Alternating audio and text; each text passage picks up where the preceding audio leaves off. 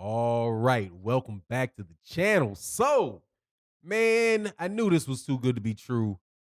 The Terence Crawford and Kell Brook fight can happen, and there wouldn't be any type of drama outside of the fact that, Kell might be having a hard time making 147. But no, it seems like negotiation games have been afoot. Maybe they have, maybe they have not. However, something that has happened in those negotiations forced Kell Brook to lose his trainer. I got to start that again.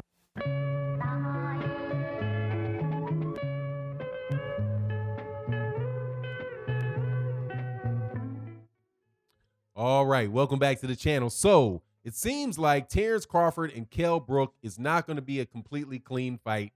There is something major that happened in the negotiations that might make this fight seem a little less fair, a little less even-handed, to the advantage of, no surprise, Top Rank and Terence Crawford. What is it? Dominic Ingle, the trainer for Kell Brook, has pulled out of the fight because he said that he will not train Kell Brook to fight Terence Crawford with a 6-week training camp. I then looked down at my calendar and was like, you're right. Wow. It was he has a 6-week training camp to essentially move down in weight and fight the #1 pound-for-pound fighter in the world. Jeez. And I do not believe that's an accident.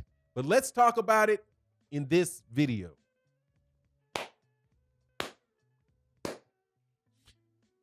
All right, welcome back. So wow. So there's so many tricks in the sport of boxing.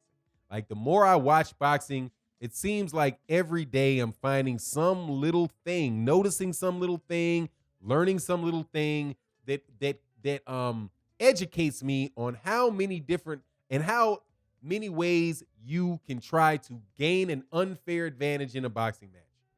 And the one area that I have been most interested in, if you've been familiar with my channel, is in the negotiation process. There are a bunch of ways that people get massive advantages in boxing matches in the negotiation process. Now, the one that I'm talking about now is something that you see Eddie Hearn doing. I first really paid attention to with Eddie Hearn and Kubrat Pulev, the Anthony Joshua Kubrat Pulev fight. In that fight, that did not happen originally. I'm not talking about the one coming up now. I'm talking about the one that was when back in 2018, when the IBF originally had Kubrat Pulev as the mandatory. Well, Kubrat Pulev played out and he said, look, man, I can't do this on a 10-week training camp. I need a 12-week training camp to fight this fight. This is a major fight with a major guy. I have to get in shape. I got to get in shape. I got to spar. I got a game plan. No, dude, it takes 3 months. It takes 3 months to prepare for Anthony Joshua. And I'm not going to take any less than 3 months to get fully in shape, right? So how much time does Kell Brook have to fight the #1 pound-for-pound fighter in the world on many people's list? 6 weeks. Half of the time that is necessary to prepare, which is why Dominic Ingle pulled out. You've got other things, other ways that people go about doing these things. Obviously, there's the Robert Garcia favorite of the rehydration clause, right? Which will make you be stressed out and drain all your weight, drain out a lot of extra weight during training camp while your guy is just sitting pretty. You know what I mean? Like those type of things. But is it necessarily this particular one? No, but first let me talk about it from the Kell Brook side of it, right? And forgive me, man, I'm talking and thinking that I do these videos very, very early in the morning, pretty early in the morning. It's still very, very dark outside. So if I seem like I might stutter and my thoughts come together a little bit, it's because I'm a little tired. Please forgive me.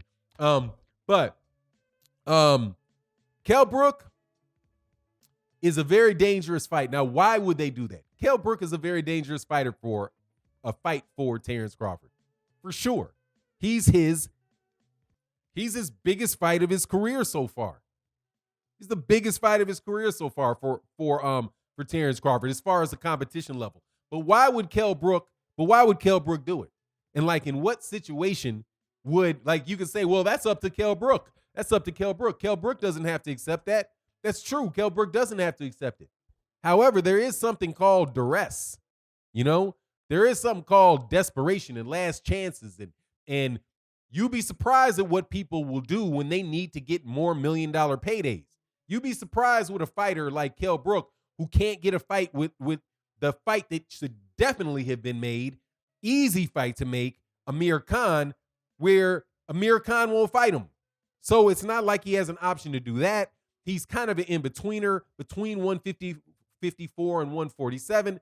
Kell Brook most definitely does not want to go fight in Jamal Charlo. He's not in line to get fights with Terence Crawford. So what else is he going to do?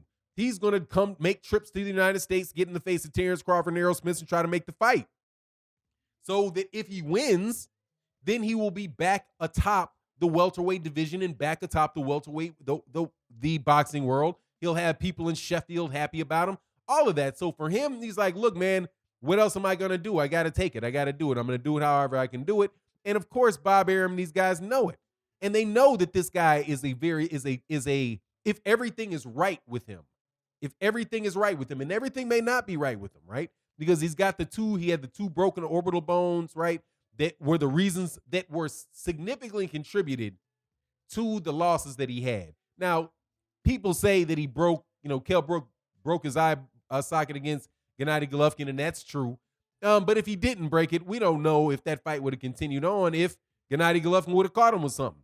Same thing with Errol Spence Jr. Errol Spence Jr. did break his eye socket, but before that, he was given a really good fight. But we don't know for sure whether or not Errol would have still been able to get him out of there because he was winning rounds before that. But, I mean, as far as that applies to Terence Crawford, those were still solid fights where he didn't get blown out. So Terence Crawford does not necessarily have the super aggressive style that Errol Spence Jr., nor the size and the power of Gennady Golovkin. So, man, maybe Bob Arum and these guys think that they need to get a couple extra advantages, right? And it's just, I'm telling you, man, you guys, if you don't remember, just one more example, because I had intended to mention this earlier in the video, but if you don't, this is the extent that some of these promoters will go to get advantages for fighters that really don't even need them. So, for example, Canelo Alvarez's promoter, Oscar De La Hoya, he and Canelo negotiated with James Kirkland of Austin, Texas, to fight him, right? And I don't believe that was at a pay-per-view. It might have been a pay-per-view. But anyways, he fights James Kirkland. But as a requirement to the fight, James Kirkland, my understanding is James Kirkland is not allowed to have his trainer, Ann Wolfe, in the ring with him. Like, because there was such a big difference in the performance level between James Kirkland when he was with Ann Wolfe and when he was with some other trainer. So they decided, hey, let's get in a disadvantage. Let's get rid of his trainer. I personally think all of that stuff is some underhanded nonsense, and you should just, after the money's settled, make the fight. There's no need to put Kell Brook, like this fight though, in all fairness to Bob Arum. Number one, Kell and Terence Crawford. Number one, that was not their first choice, Kell Brook. I believe that their first choice was a rematch with Egis Kalvinakis, or the guy that Egis Kalvinakis wound up beating. Because in the lead up to that fight, that's what both of those guys were talking about. And you don't see any other, and to go all the way to Kell Brook, there's literally nobody else for him to fight, right? But I think that they would have preferred it to be an in-house fight, and they tried to work on that, and they tried to make it happen. However, there would have been a lot of pushback on Green Bean because, shoot, he just got knocked out. Why are you rematching to somebody that you just knocked out, right? So there's just nowhere else to go. But I think Bob Arum might have been spending a good amount of time trying to figure out where he could go. And there's also that really odd thing that he did with, blasting Sky Sports for not taking the fight and whether it was, pay-per-view and all that. And I do believe Eddie Hearn when Eddie Hearn says that Bob Arum was full of it and that Bob Arum originally went to those guys trying to make the fight pay-per-view, but only got upset about it being pay-per-view when they told him no, right? But, I think all of that stuff could have been going on and could have definitely could have slowed up the process. But hey, we got the fight now. But it's not a good look, man. This is just something else for somebody to say, Errol Spence Jr., Terence Crawford only gave Kell Brook a 6-week training camp. And the guy had to come down from 100 and, whatever weight he was, right? It's just that stuff, man. It's a shame that it'll have to be entered into the conversation, but it will be. Anyway, that's my take on the matter. You let me know what you think. Thank you guys for coming to the channel. Please subscribe, share, like, all that good stuff. Thank you to everybody that supports on the Patreon. And thank you to everybody that supports in the channel members and in the live streams we do Monday through Friday and Sunday mornings for 9 Live. And with that, we're out. Peace.